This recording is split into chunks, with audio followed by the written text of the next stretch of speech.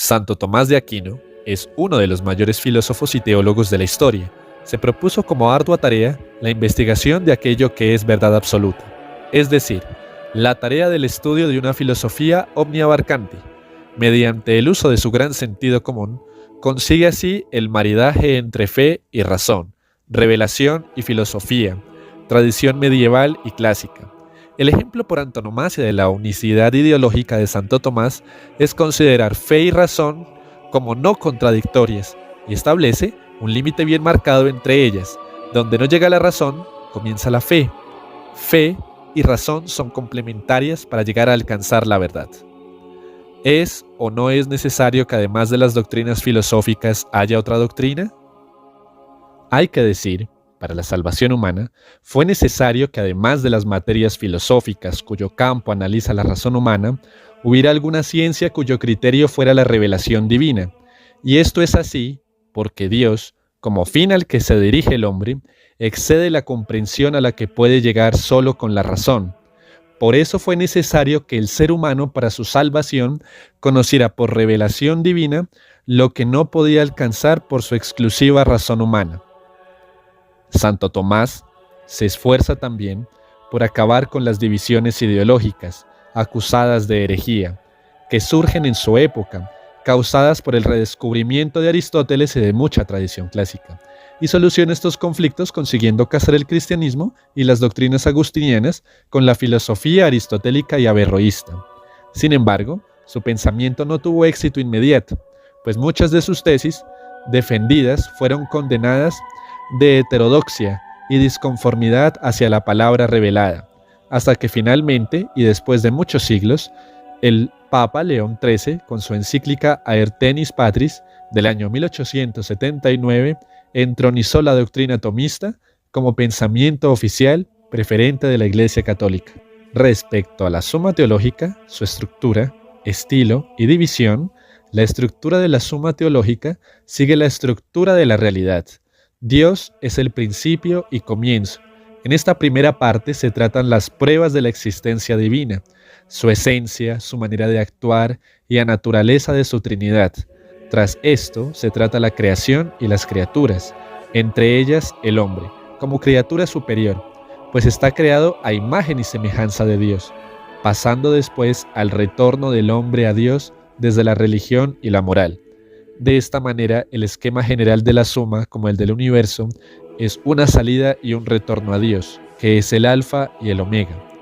Por último, la división de la suma teológica se encuentra dividida en 4 partes generales, donde cada parte está dividida en tratados. Tratado del hombre, tratado de la creación. Cada tratado se divide en cuestiones numeradas, que son temas generales de un tratado, sobre la simplicidad de Dios, sobre los efectos del amor, y para terminar, cada cuestión se divide en artículos numerados. Estos son la unidad básica del pensamiento de la suma, donde se contesta un interrogante concreto. ¿Existe o no Dios? ¿Es la tristeza lo mismo que el dolor? Cada artículo se inicia con una formulación simple, donde solo caben respuestas de sí o no. Santo Tomás lo plantea así para encontrarse con temas finitos. Cada uno de estos artículos consta de 5 partes estructurales. Primero, pregunta formulada de tal forma que la contestación sea sí o no. Segundo, una lista de objeciones, 3 por lo general, a la respuesta que dará. Estas objeciones son demostraciones de la respuesta contraria y deben ser argumentos tomados en serio, no simples opiniones. Tercero, Santo Tomás indica su postura con la fórmula en cambio, sed contra. El breve argumento suele proceder de una fuente de autoridad, es decir, de las Sagradas Escrituras. El argumento de autoridad es el más débil de los argumentos. Cuarto, la cuarta parte, la solución o respuesta que constituye el cuerpo del artículo, es la parte que Santo Tomás demuestra su propia postura, añadiendo aclaraciones de fondo. Quinto, es la refutación de las objeciones antes propuestas, señalando dónde se equivoca cada objeción, distinguiendo lo que es verdad de lo que es falso en cada objeción. Si se pierde uno de estos 5 pasos, se pierde el gran fundamento sólido de cada artículo: metodología, teología como ciencia. En esta sección, declara Santo Tomás, La finalidad de esta obra, que es enseñar a los principiantes todo lo concerniente a la religión cristiana. Después resalta cómo, aparte de la doctrina filosófica de la que se encarga la razón, existe una ciencia a la que no puede llegar la razón, más que por revelación, la teología, que tiene la finalidad de salvar nuestras almas. De este modo, la palabra revelada debe ser estudiada por la ciencia teológica, recurriendo a las Sagradas Escrituras, las cuales, según Santo Tomás, poseen varios sentidos: el literal o histórico y el sentido espiritual, que se fundamenta en el literal. A su vez, este último sentido de interpretación se divide en otros tres: alegórico, moral y místico, los cuales no pueden implicar ningún tipo de equívoco o ambigüedad. Pruebas de la existencia de Dios. La reflexión sobre Dios en este apartado abarca la problemática de la existencia divina. Para comenzar este asunto, Santo Tomás plantea tres cuestiones que luego se dispone a contestar. La primera: ¿es o no es evidente Dios? A lo que dice que nadie puede pensar lo contrario de lo que es evidente en sí mismo, como ocurre en los principios de la demostración. Sin embargo, pensar lo contrario a que Dios existe sí se puede. Por lo tanto, que Dios existe no es evidente por sí mismo. Por último, se plantea la segunda cuestión: la existencia de Dios, ¿es o no demostrable? Santo Tomás a esto responde citando al apóstol en Romanos capítulo 1, versículo 20. Lo invisible de Dios se hace comprensible y visible por lo creado. Es decir, la existencia de Dios se puede demostrar desde la razón natural, partiendo desde los efectos que nos encontramos. Estos efectos son la creación, desde donde se parte como premisa hacia la causa, el creador donde se llega como conclusión. De esta manera se deriva la tercera pregunta: ¿existe o no existe Dios? Responde Santo Tomás: está lo que se dice en Éxodo capítulo 3, versículo 14. De la persona de Dios, yo soy el que soy. Este argumento es un tanto irónico, pues deja responder a Dios por sí mismo: estoy aquí, y da solución a este interrogante mediante 5 vías de demostración. Primero, movimiento. Todo lo que se mueve es movido por otro, y este por otro, pero este proceder no se puede llevar indefinidamente. Es necesario un motor, primero inmóvil, que mueva los motores intermediarios. Este es Dios. Segundo, causalidad eficiente. En las causas eficientes no es posible proceder indefinidamente. Si se quita la primera causa eficiente, desaparecerían las causas intermedias, efectos de la primera. Es necesario por eso admitir una causa primera. Todos la llaman Dios. Tercera, posibilidad y necesidad. Si todas las cosas fuesen contingentes, hubo un tiempo en que nada existió y no existiría nada, pues necesitan de algo que ya existiera necesariamente. Por tanto, es preciso un ser necesario para que los contingentes puedan existir. Este ser necesario, sin la posibilidad de no ser, es Dios. Cuarto, grados de perfección. Los grados de bondad, justicia, honestidad y todas las perfecciones reales presuponen la existencia de esa perfección en sí misma en su máximo grado. Ese máximo grado de toda perfección es Dios. Quinto, orden. Hay cosas naturales sin conocimiento que sin embargo tienen un fin establecido, de donde se deduce que no obran al azar sino intencionalmente hacia ese fin, no guiadas por sí mismas, pues carecen de conocimiento, sino guiadas por alguien con inteligencia al que llamamos Dios. Naturaleza de Dios. Tras demostrar, Santo Tomás, racionalmente la existencia de Dios, le queda tratar en este apartado cómo es Dios para saber qué es, y más fácil qué no es. Santo Tomás comienza caracterizando a Dios por ser simple, no compuesto. Primero, porque lo compuesto es posterior a sus componentes y dependiente de ellos. Además, porque todo compuesto tiene causa, pero Dios no tiene causa, ya que, como quedó demostrado, es el primer ser y la primera causa eficiente. Por último, nada compuesto. Es parte, potencia y parte acto, pero Dios es primer acto puro y todo potencia con respecto a todo. También Santo Tomás describe cómo Dios está en todas las cosas inmanentemente, no dividiendo su esencia, sino como el agente está presente en contacto con lo que hace, al igual que el motor y lo movido que van juntos.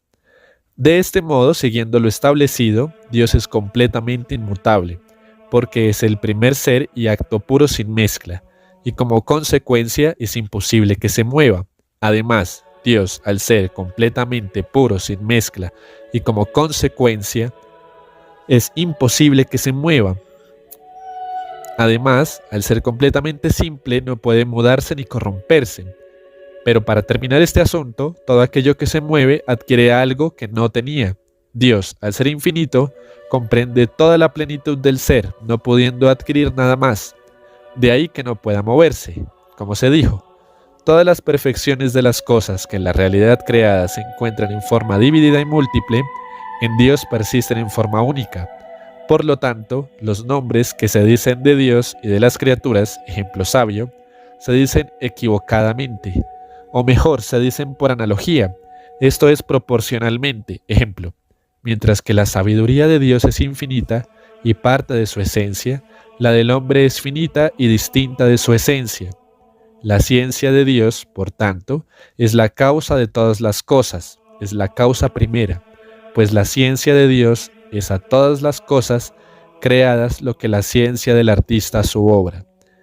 Está lo que dice San Agustín, de que todas las criaturas espirituales y materiales, no porque existan, las conoce Dios, sino existen porque las conoce. Santo Tomás dice que fuera de Dios nada existe, desde la eternidad, pero sostener esto no es contradictorio, pues quedó demostrado anteriormente que la voluntad de Dios es causa de todas las cosas. Por lo tanto, es necesario que Dios quiera que el mundo existiera siempre y por lo tanto, no es necesario que el mundo haya existido siempre, de ahí que tampoco pueda demostrarse su existencia eterna. Sin embargo, que el mundo no ha existido siempre lo sabemos solo por la fe y no puede ser demostrado con rigor. Esto es así porque la novedad del mundo no puede ser demostrada a partir del mismo mundo, pues el principio de la demostración es aquello que es. Ahora bien, cada cosa considerada en cuanto a su esencia abstrae del aquí y ahora, de aquí que no pueda ser demostrado que el hombre, el cielo y la tierra no hayan existido siempre. Antropología, cuerpo y alma. En el estudio del ser humano, Santo Tomás se centra en la naturaleza del alma y la unión de ésta con el cuerpo, unión entre materia y forma sustancial. Primero afirma que el alma, a lo que llamamos principio intelectivo, es incorruptible.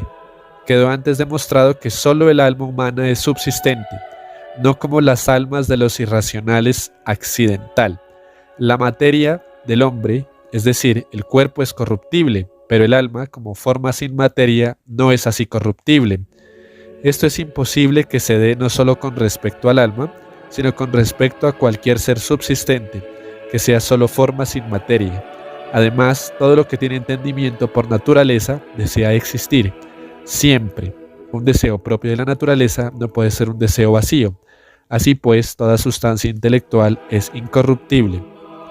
Después se centra en la naturaleza del alma intelectiva humana, que tiene un grado de intelectualidad inferior al ángel, porque se une al cuerpo. El alma intelectiva, por tanto, en el orden de la naturaleza, ocupa el lugar más bajo entre las sustancias intelectuales, debido a que no le es natural el conocimiento innato de la verdad, sino que se ve obligado a desgranarla a través de los sentidos. Por eso sería necesario que el alma intelectiva no solamente tuviera la facultad de entender, sino también la facultad de sentir a través de órganos corporales.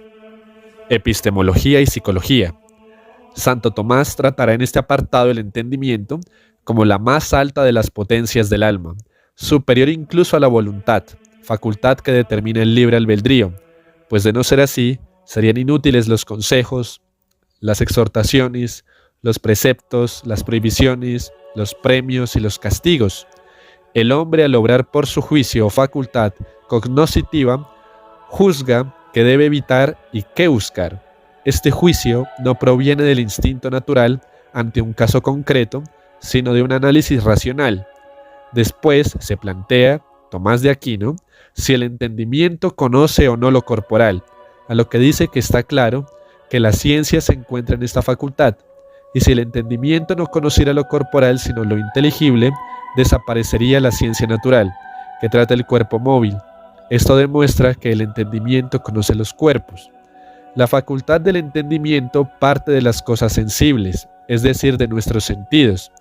Sin embargo, Santo Tomás cita al de Ánima 3, donde dice: en la medida en que las cosas son separables de la materia, se aproxima el entendimiento.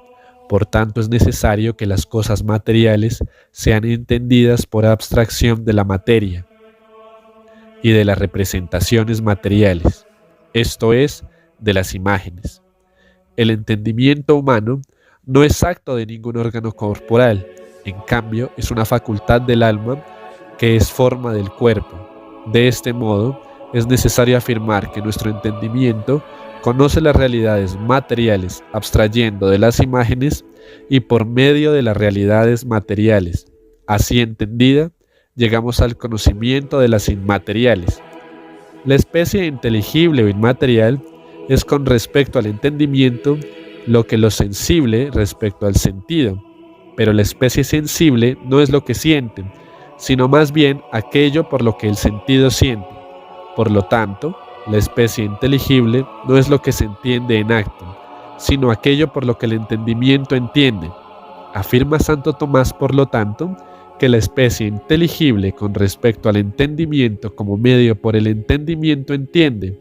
Ve así Santo Tomás las ideas como algo dinámico en lugar de estático, como instrumentos en lugar de como objetos conocidos. Ética. Comienza Santo Tomás de Aquino por centrarse en qué consiste y en qué no consiste la bienaventuranza del hombre, a lo que da 4 razones generales para probar que la bienaventuranza no consiste en ninguno de los bienes externos siguientes: riqueza, honor, fama, gloria o poder. La primera razón es que la bienaventuranza del hombre no es compatible con ningún mal. La segunda es que la bienaventuranza es suficiente por sí misma. La tercera es que la bienaventuranza no puede ocasionar a nadie ningún mal, porque es el bien perfecto. Pero esto no sucede con los bienes citados. La cuarta es que el hombre se ordena a ella a la bienaventuranza por principios internos, mientras que los 4 bienes citados proceden de causas externas y con frecuencia de la fortuna o azar. De ahí que se les llame también bienes de la fortuna. Por lo tanto, no puede de ningún modo consistir la bienaventuranza en ellos. La bienaventuranza no consiste en un bien del cuerpo ni tampoco del alma. Sin embargo, el hombre, el ser humano, consigue la bienaventuranza mediante el alma, pero aquello en que lo consiste, la bienaventuranza, es algo exterior al alma. Ahora bien, esto no se encuentra en algo creado, sino solo en Dios, que es el único que puede llenar la voluntad del hombre. Para terminar, Santo Tomás se centra en las distintas virtudes humanas, que se dividen en 2 tipos: virtudes cardinales y virtudes teológicas. En cuanto a las virtudes cardinales, cita Santo Tomás a San Gregorio, que dice en su libro segundo, Moral: toda estructura del bien, obrar, se levanta sobre 4 virtudes, a saber, lo que es racional por esencia o la misma consideración de la razón, y la virtud principal, la prudencia. Y después, aquellas virtudes que son racionales por participación atienden a un fin que son 3: la voluntad, que es el sujeto de la justicia; el apetito, que desea, consupiscible, que es el sujeto de la templanza; y el apetito que huye, irascible, que es el sujeto de la fortaleza. En cambio, las virtudes teológicas para Santo Tomás ordenan al hombre a la bienaventuranza sobrenatural, al modo de inclinación natural. Y cita a la primera de Corintios, versículo 2:9: ni el ojo vio, ni el oído oyó, ni vino a la mente del hombre lo que Dios ha preparado para los que aman. Estas virtudes, al no poder alcanzarse por la razón, quedan apartadas de las anteriores. Son 3 virtudes que dotan al hombre de ciertos principios sobrenaturales, conocidos por la luz divina. Son la fe, la esperanza y la caridad. Con el final de este apartado, el hombre retorna a Dios mediante Cristo.